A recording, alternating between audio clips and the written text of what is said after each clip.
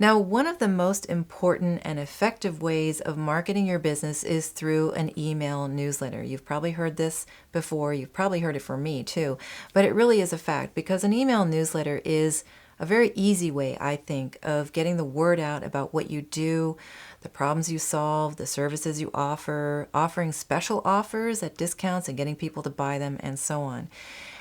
But some of you have contacted me and said, for some reason, not many people are opting in to my newsletter. What's wrong with it? Can you take a look?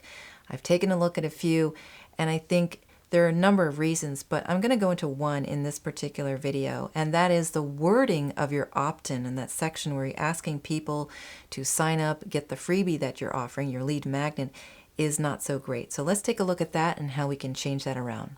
But first, the intro.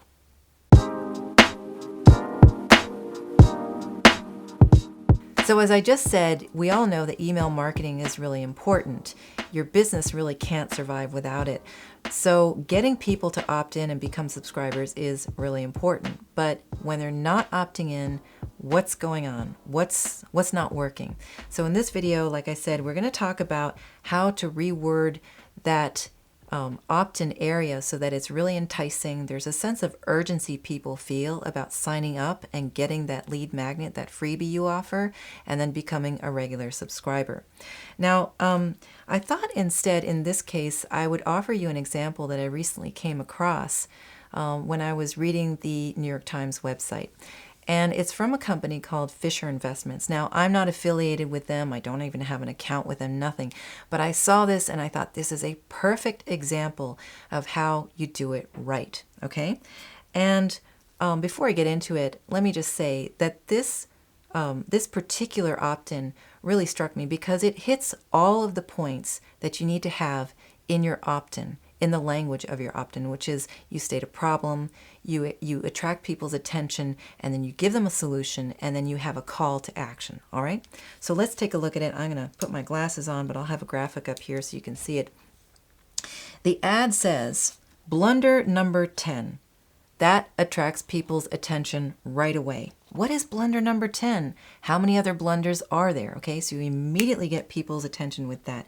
And below it, it says mismanaging retirement withdrawals. Mismanaging retirement withdrawals. That's a really serious problem, okay? So right away, you've got people's attention, and it's talking obviously to a certain group of people who are interested in building their nest egg of their retirement money and how to manage it.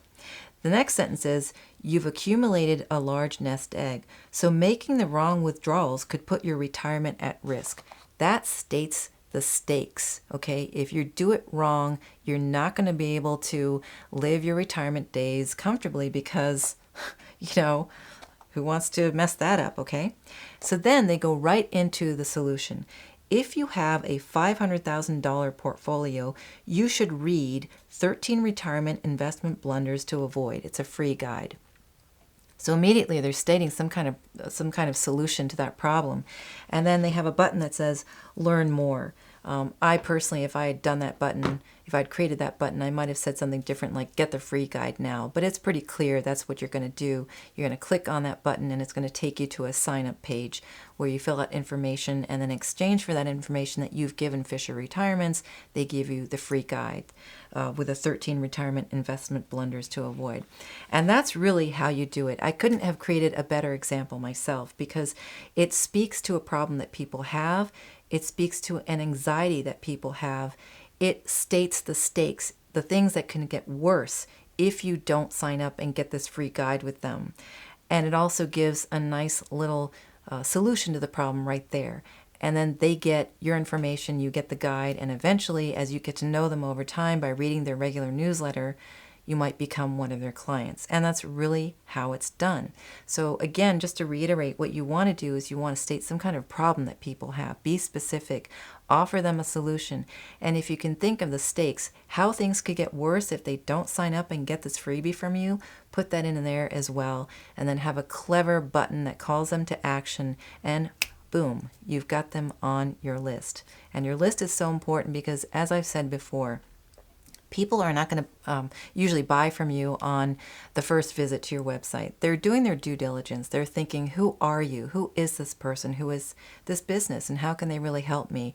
And I'm not ready to plunk down a few $1,000s on them yet. So better get to know them through the emails.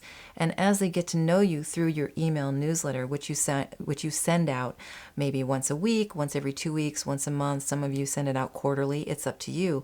But if you're consistent, you're letting people know, I care about you and I care about your problems, and here's how I solve them. Here's what I do. You let them get to know you. And over time, trust me, people will call you. They will hire you. They will buy from you. And that's why email marketing is so important. And if you do it right, if you've got that opt-in language phrased in such a way so that it really seizes on a problem that people have, you're not banging them over the head and saying, sign up here, You're just saying, hey, you got this problem, I can help you. Then you're going to see more opt-ins. Now, once you have that wording right, go back to social media, remind people of the problem that they have, and to go to your website or your landing page, sign up, and you get more people on your list. Okay? All right, well, I hope that this has been helpful.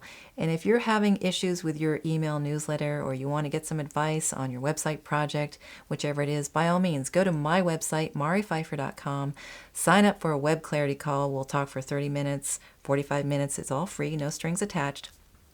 We'll talk about where you are, what you need to do to take that next big step in order to get that newsletter or that website or both, so that it helps you and your business grow. Thanks again for watching. I really appreciate it. And don't forget to like this video if you liked it, to subscribe to my channel, and turn on the notifications bell so that you know when my newest video, that is uploaded. And I'll see you again soon in my next video.